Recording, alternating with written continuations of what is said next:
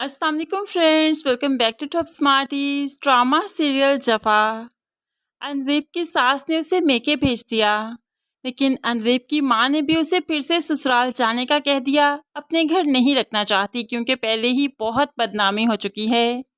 बेटियां ससुराल में ही अच्छी लगती हैं। तुम्हें जाकर अपने ससुराल वालों से अपने शौहर से माफ़ी मांगनी है और जैसे भी कर कर वहीं पर रहना है, यहाँ पर नहीं आ सकती तुम्हारे लिए इस घर के दरवाजे बंद हो चुके हैं। ये कहते हुए माँ ने अनदीप को उसके ससुराल रवाना किया। दूसरी तरफ सास बेगम ने जैसे ही बहू को निकाला तो वकील साहिब को तलाक के पेपर्स के साथ घर बुला लिया। तो जैसे ही नुमैर हॉस्पिटल से वापस आया तो यहाँ पर उसे प्रेशराइज करने लगी कि इन पेपर्स पर साइन करो और अनदीप को डिवोर्स दो।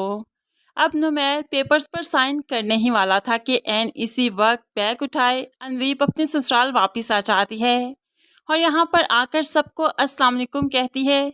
तो नुमैर भी चौंक कर अनदीप की तरफ देखता है। अनदीप नुमैर से अकेले में जाकर माफ़ी मांगती है और यहीं पर रहने की रिक्वेस्ट करती है। तभी तो नुमैर वकील को वापस भेज देता है, पेपर साइन नहीं करता। लेकिन वो अनदीप को उसके माजी पर ताने नहीं देता, बल्कि बहुत अच्छे दोस्त की तरह उसका साथ देता है। उसे माजी की तलहियों से, अजियतों से निकालना चाहता है। वो नहीं चाहता कि अनदीप जैसी होनहार अच्छी लड़की एक गलती की वजह से माशरे का शिकार हो जाए। नुमैर बहुत अच्छा इंसान है, तभी तो अनदीप की तरफ दोस्ती का हाथ बढ़ाता है। तो अनदीप भी आंसुओं के साथ आगे हाथ बढ़ा ही देती है। ऐसे में नुमैर अपना हाथ झटक कर पीछे कर देता है। ऐसे तो दोस्ती नहीं करूँगा, ये रोते धोते चेहरे के साथ दोस्ती नहीं कर सकता। सबसे पहले तो तुम्हें मुस्कुराना पड़ेगा। अब तो अनदीप जल्दी से अपने आंसू साफ कर लेती है और आज पहली बार नुमैर के सामने खिलखिलाकर हंसी और फिर अपना हाथ नुमैर की तरफ बढ़ा देती है। ऐसे में दोनों में बहुत अच्छी दोस्ती हो जाएगी और फिर ये दोस्ती मोहब्बत के सफ़र तक बहुत जल्द पहुंचने वाली है, क्योंकि नुमैर जितना अच्छा इंसान है, अनदीप ज़्यादा देर तक नुमैर से दूर नहीं रह पाएगी, क्योंकि मोहब्बत का असल मतलब तो वो नुमैर के साथ रहते हुए ही समझेगी। मोइस के साथ तो उसकी मोहब्बत महज एक शराब थी, बचपना थी, उसे बहुत जल्द अंदाज़ा हो जाएगा। नुमैर और अनदीप के कमिंग एपिसोड्स के सीन्स बहुत इंटरेस्टिंग हैं, जिनमें आहिस्ता ही आहिस्ता हमें मोहब्बत डेवलप होती हुई नजर आएगी। लेकिन दूसरी तरफ ज़ारा की ज़िंदगी काफ़ी मुश्किल होती जा रही है।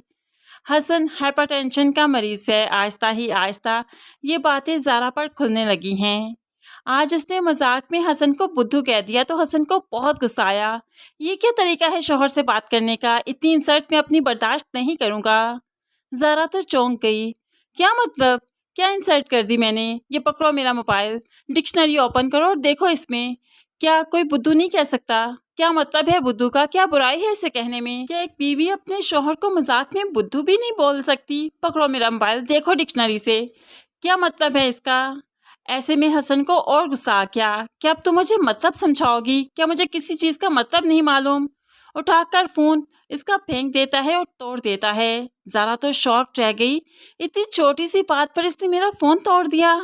लेकिन अभी तक तो ज़ारा पर बहुत सी हकीकतें हसन के खुलना बाकी हैं, क्योंकि हसन अपने माँ बाप के जाने के बाद नॉर्मल इंसान नहीं रहा। होप सो इसके साथ कोई ऐसा वाक़या आया हो, इसके माँ बाप के साथ कोई ऐसा वाक़या पेश आया था जिसकी वजह से वो अपना सुकून, अपनी ज़हनी कैफियत खो बैठा है। तभी तो वो बहुत जल्द गुस्से में आ जाता है और सबका सब गुस्सा अब ज़ारा पर ही निकला करेगा। आज उसने ज़ारा का मोबाइल तोड़ा, बहुत जल्द वो ज़ारा पर जुल्म सितम करने लगेगा, यहाँ तक कि ज़ारा को बेदर्दी से मारा करेगा। ज़ारा फिर ऐसे इंसान के साथ कैसे रहना चाहेगी? वो तो बहुत जल्द हसन से अलैदगी चाहेगी, लेकिन इसी दौरान इनका बेबी रास्ते में आ जाएगा, जो कि शायद ज़ारा के कदम रोक देगा, क्योंकि एक औरत सब कुछ बर्दाश्त कर जाती है, ये बर्दाश्त नहीं कर सकती कि उसके शौहर की ज़िंदगी में कोई और आए या फिर उसके बच्चे के सर से उसका बाप का साया ख़त्म हो जाए। बस इसी सोच में ज़ारा हसन के साथ ही रहेगी, लेकिन हसन के साथ रहना बहुत मुश्किल है। होप सो बाद में ज़ारा हसन का इलाज करते हुए इसको ठीक भी कर देगी, तब जाकर ये कपल एक हैप्पी कपल बनेगा।